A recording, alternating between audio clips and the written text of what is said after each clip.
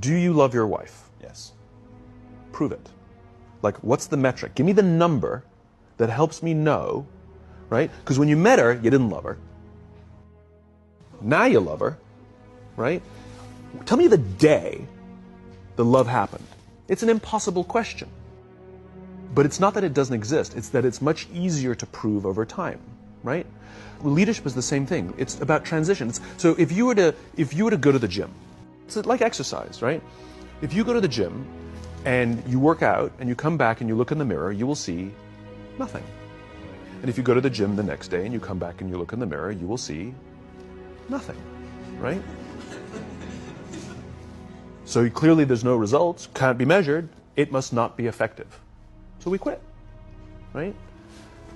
Or if you fundamentally believe that this is the right course of action and you stick with it, like in a relationship, I bought her flowers and I wished her happy birthday, and she doesn't love me. Clearly I'll give up. That's not what happens. If you believe there's something there, you commit yourself to an act of service. You commit yourself to the regime, the exercise. You can screw it up. You can eat chocolate cake one day. You can skip a day or two. You know, it allows for that. But if you stick with it consistently, I'm not exactly sure what day, but I know you'll start getting into shape. I know it. And the same with the relationship. It's not about the events. It's not about intensity. It's about consistency, right? You go to the dentist twice a year, your teeth will fall out. You have to brush your teeth every day for 2 minutes. What does brushing your teeth twice a day for 2 minutes do? Nothing. Unless you do it every day, twice a day for 2 minutes. Right? It's the consistency. Going to the gym for 9 hours does not get you into shape. Working out every day for 20 minutes gets you into shape. So the problem is we treat leadership with intensity. We have a 2-day offsite, we invite a bunch of speakers, we give everybody a certificate. You're a leader, right?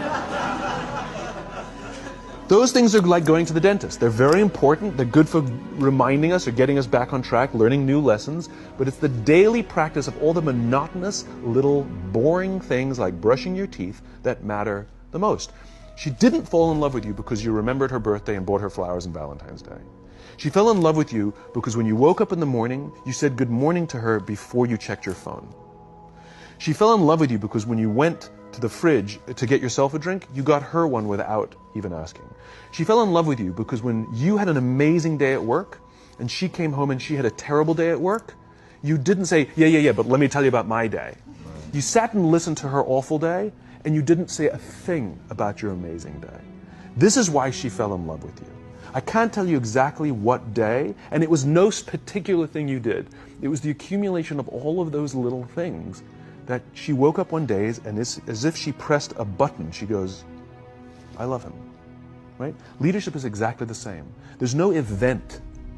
There's no thing I can tell you you have to do that your people will trust you. It just doesn't work that way.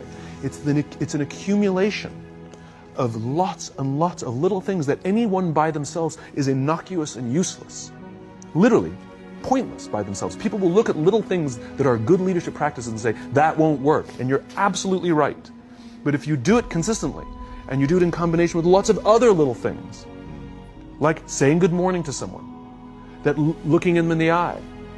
My friend George, who's a 3-star general in the Marine Corps, he says his test for leadership, and I love this, he goes, his test for a good leader is if you ask somebody how their day is going, you actually care about the answer. The number of times we're walking to a meeting, we're rushing, we go, how are you? Not good, I got to get to you later, I'm late for a meeting. If you ask the question, you were standing there and you were listening to the answer. It's those little innocuous things that you do over and over and over and over that people will say, I love my job. Not I like my job.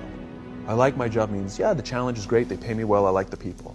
I love my job means, I don't want to work anywhere else. I don't care how much somebody else is willing to pay me. I'm devoted to the people here, and I care desperately about the people here as if they were my family. In business, we have colleagues and coworkers. In the military, they have brothers and sisters. That's how they think of each other. If you really have a strong corporate culture, the people will think of each other like brothers and sisters. It's like a family, right? No. Brothers and sisters. Deep love. Fight, but the love doesn't go away. Bicker, the love doesn't go away.